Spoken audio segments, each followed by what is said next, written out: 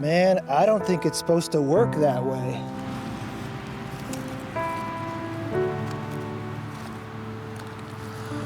Well, old friend, we've shared some good times.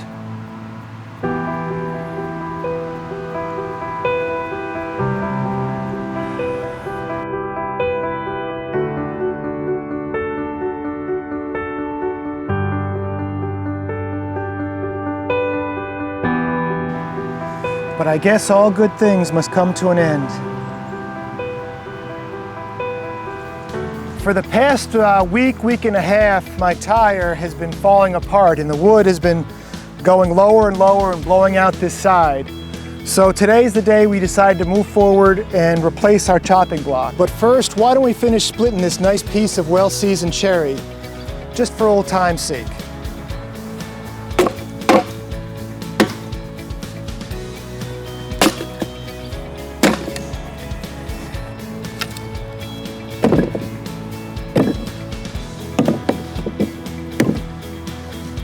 Before we start taking apart the tire, let me just explain to you how I mounted it.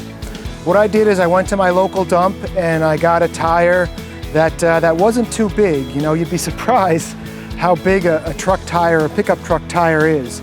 So just for an example, this tire it's about 24.5 inches outside diameter, and the part for splitting logs is about 14.5. The key is if you get too big of a tire, you need a much bigger piece of wood to mount it to. And it's hard to find a piece of wood that big. So then what I ended up doing is I drilled some holes on the outside of the tire, and I'll show you more about this later, with a drill bit with teeth on the outside. I think the plumbers use it, so that the water wouldn't collect inside here. And then finally, to mount the tire, I just used some anchor bolts and a regular washer, and then something called a fender washer to go into the log. And I've got 1, 2, 3, 4. I've only got 4 bolts. And I know one of the things I tried to keep in mind when I was mounting the tire to the log was to put these bolts as far inside as I could so I don't accidentally ding them with my splitting maul.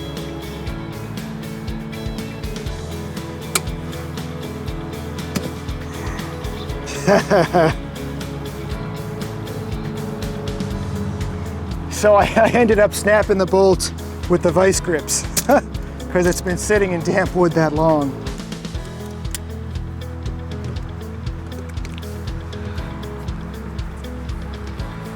This is the only one that came out without snapping. And then here's my fender washer, and then a regular washer. Pressure of the wood against the wood lowered the inside of this log here, and eventually it just blew out. Our old log looks like about 16.5 tall and about 22 in diameter. Now, one thing to keep in mind when you're picking your log is the inside is gonna keep going down. I mean, as time goes by, I probably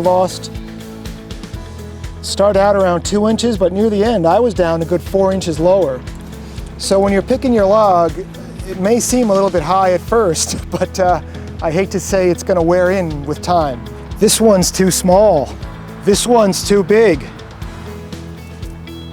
The other end of this one should be just right. Now, before I start this next maneuver, I want you to know that I switched from my muck boots, which are soft-toed, and these things are awesome, to a pair of steel-toe boots. Now, for you guys that laugh at safety, I just want you to know that I'm a little bit more conscientious since I dropped that rock on my toe.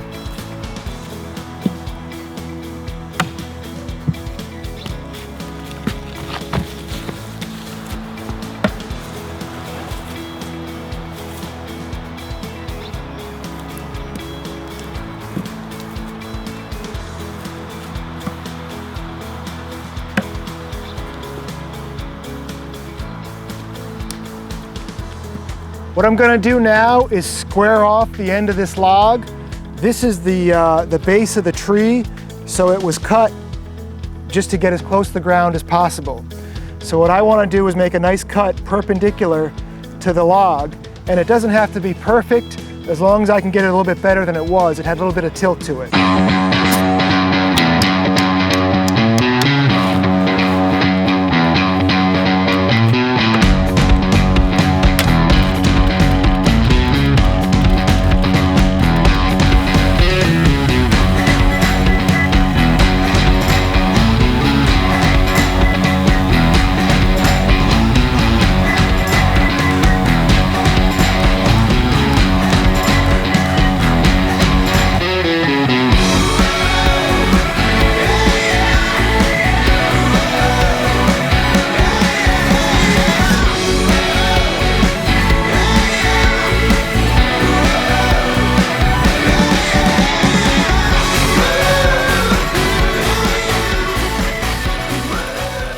So we want our log to be 16.5, give or take.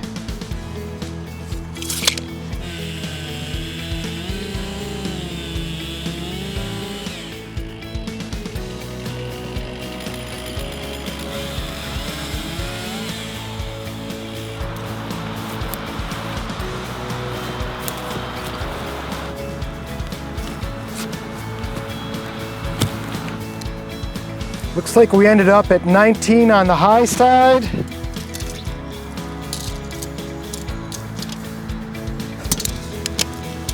$16 on the low side.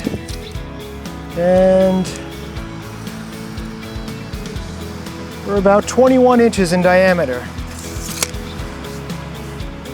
Let's see if we can make that work. No sense wasting. That's a little punky. Yeah, that's very punky. That might be for the fire pit. One thing I've noticed whenever I store wood on the ground like that is the ants love to get in there and make their homes in it. Looks like this one's been hollowed out a little bit by ants, or maybe it's just rot. It was definitely time.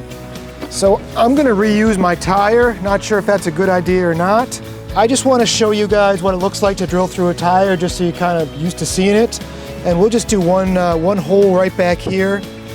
And I'm trying to drill where the tire is the lowest. So that water is going to drain right out.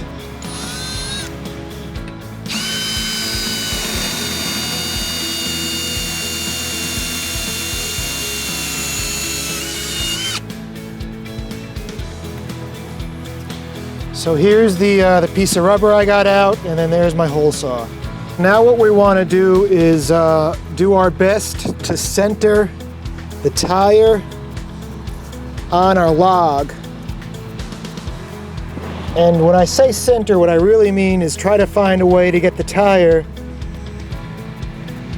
where when we put our bolts in, we're going to get something to bite onto. And I think that's about as good as it gets. This log is a little bit smaller. These are 5/16 by 3 lag bolts. I have a fender washer to spread out how far it grips, and then I've got a regular washer because fender washers usually have a bigger hole. You know, this is a special drill, guys, and if you don't have this drill, I'm not really sure what to say. Maybe you can rent one. And I'm also gonna drill a little bit of a, instead of drilling straight down, I'm gonna angle my holes just a touch back this into the log because I want my holes to get as much meat as I can.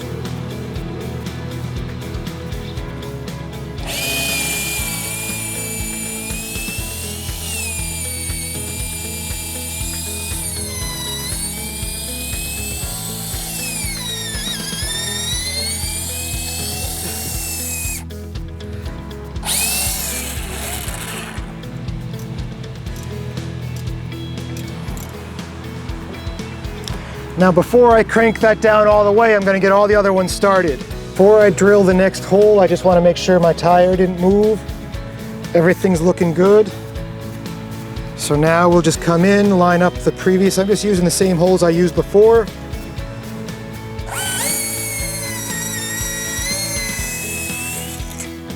And I did sharpen my bit before I came out and did this.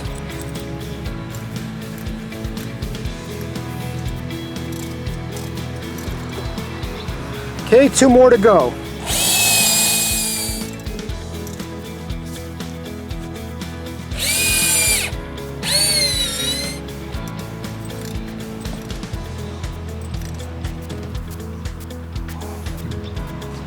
Okay, that was the last one. I snugged it down, so now I'll go back and snug down the other ones. Everything is snugged down. I got 4 bolts, and I'm just gonna kind of keep an eye on things. If these pieces here that are starting to rip look like they're losing strength, maybe I'll come back and put a couple more bolts here and here. Now, some of you guys might be saying, but John, it's crooked. The piece of wood was crooked.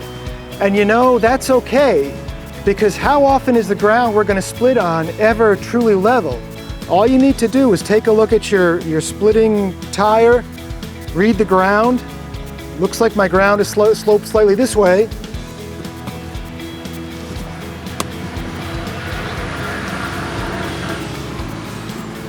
Does that look any better to you guys? It does tilt a little bit this way, but if it's a little bit off, don't be worried, because just work with what you got. The grade is always going to be a little bit sloped. Now, the other cool part about using a tire for splitting wood is you can always move the tire closer to the pile.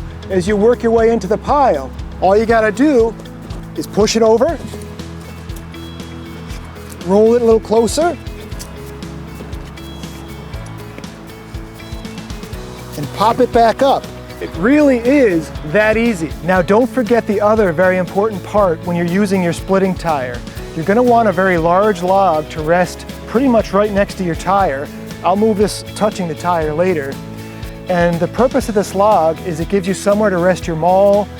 It gives you somewhere, if you're splitting a big piece and there's just not enough room in there, you can take the big piece out and rest it over there. And sometimes there's pieces you can pick up, but they don't quite fit in the tire. Put them on top of here so you don't damage your maul when you're quartering that piece or having that piece the first time around. Let's see if it works.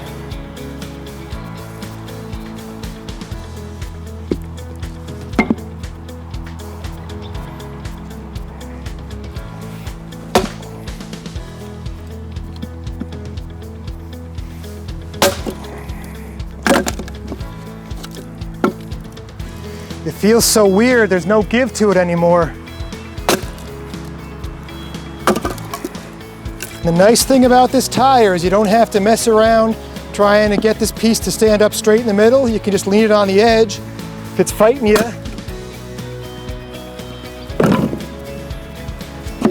and I don't have to bend over every time I split a log to pick it up. And that is really the greatest thing about this tire.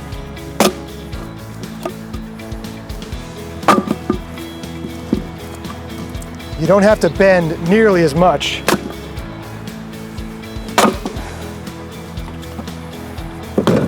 See how the maul is sticking to the log? It hasn't done that in years. Well, folks, that's just about going to do it for today. I hope you enjoyed our little trip getting my tire back in shape. I'm really happy to have it back in shape because that old one was getting so bad that I was afraid I was going to twist my wrist when the wood slipped down the hole. If you don't use a tire to split, I really think you should give it a shot. You're not going to have to bend over as much picking up pieces of wood. You're not going to have to chase pieces of wood 5 or 10 feet away. And if you need a hand holding them up, you can just rest them against the edge of the tire. Thanks a lot for watching today, folks, and we'll see you soon. Have a great day. Bye-bye.